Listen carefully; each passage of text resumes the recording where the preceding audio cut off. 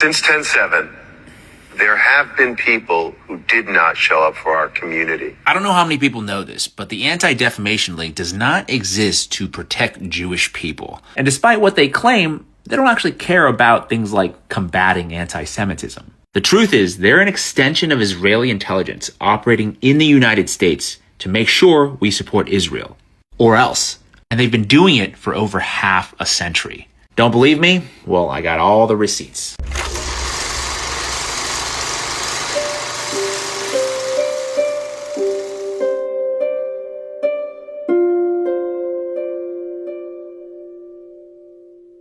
I've always thought the Anti-Defamation League should just drop the anti and just call them what they are. It's a defamation league. I recently sat down with James Bamford, a longtime investigative journalist and author who has written extensively about the National Security Agency and other intelligence organizations to uncover the disturbing ways in which the ADL has aligned themselves not to civil rights or the protection of Jewish people, but rather to state and other establishment powers. For J. Parnell Thomas's Un-American Activities Committee comes Lachlan Curry, aide to President Roosevelt. In the 1940s and 50s, the ADL collaborated with the House of Un-American Activities and the FBI to secretly monitor and report on individuals and organizations suspected of communist sympathies or activities. The ADL's monitoring of American citizens continued even after the McCarthy period, including surveillance on key figures of the Black Freedom Movement, including Dr. Martin Luther King Jr. And unbeknownst to most Americans, even today, these kinds of hostile clandestine operations against Americans would continue in the coming years and decades as the ADL's focus on intelligence gathering and propaganda intensified, except this time on behalf of a certain foreign nation. First elected Assembly of Israel opens in Jerusalem.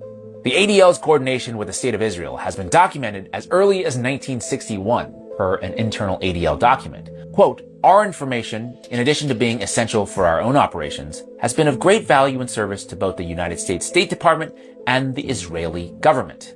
And according to Bamford's research, between 1967 and his retirement in 1997, Erwin Swall, the national director of the ADL, backed by millions of dollars from pro-Israeli sources, ran a nationwide network of agents and informants, launching a large-scale surveillance war against thousands of Americans. Key targets of the ADL included the Arab American Anti-Discrimination Committee, the most mainstream Arab American civil rights group at the time, along with other organizations and individuals who they believed to have expressed pro-Palestinian sympathies, and, shockingly, also groups and individuals organizing boycotts against apartheid South Africa. I say shocked, but then again, if you think about it, perhaps not so shocking given some of Israel's own domestic apartheid policies. The investigation that was done by the San Francisco District Attorney's Office, among the data that came out was that they would spy on organizations that were critical of Israel, spy on organizations that were critical of South Africa,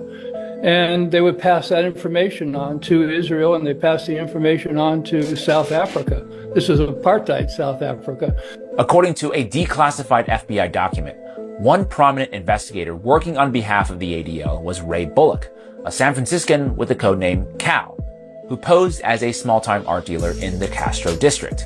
Working clandestinely with Bullock was Thomas Gerard, a detective with the San Francisco Police Department's intelligence unit and a 3-year veteran of the CIA.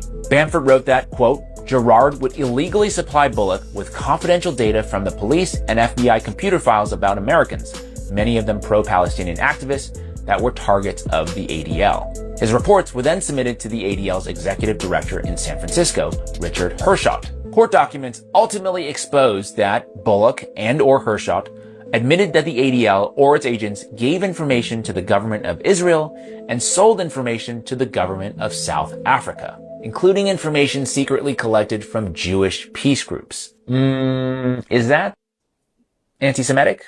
America and Israel are rock solid together. The vast majority of us stand with Israel. With America's support, Israel will do what it needs to. Israel. Israel. Israel. It begins and ends in Israel. The A lot of the money are from pro-Israeli organizations. A lot of the information goes to Israel. A lot of the suggestions for influence comes from Israel. I mean, that's what the people on the inside were saying. Their donor base cares about Israel, one former ADL staffer told Jewish Currents magazine. A former ADL lawyer also said, these donors have a huge amount of influence in some ways that are kind of bizarre.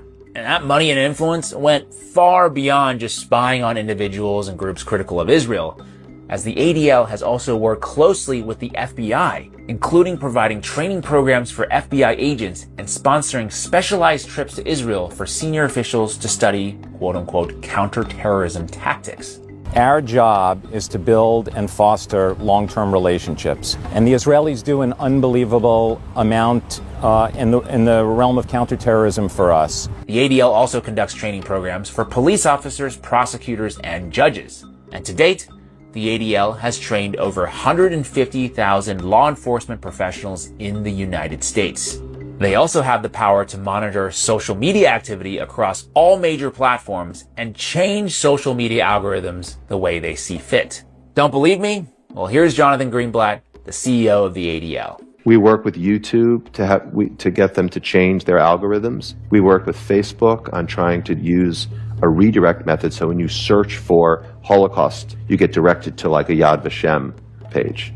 We opened a center in Silicon Valley back in 2017. And the woman who runs it, she's an ex-Facebook executive. I have software engineers and data scientists working at ADL. We're monitoring all this stuff. And we're working with all the platforms, by the way.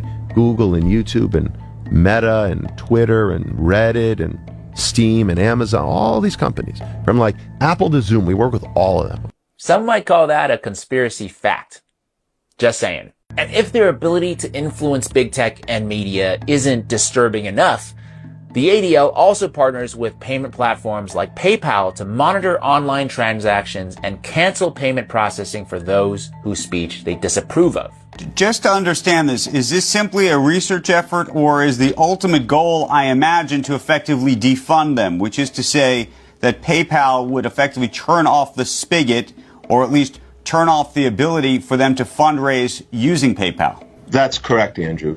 I've never seen any other organization come anywhere close to the ADL in terms of its secretiveness, its connections to foreign governments and passing on information to the foreign government, and the money that it receives, the amount of attention it receives on television constantly. Jonathan Greenblatt is constantly on television. There's no other organization anywhere near that comes anywhere close to the ADL in terms of influence.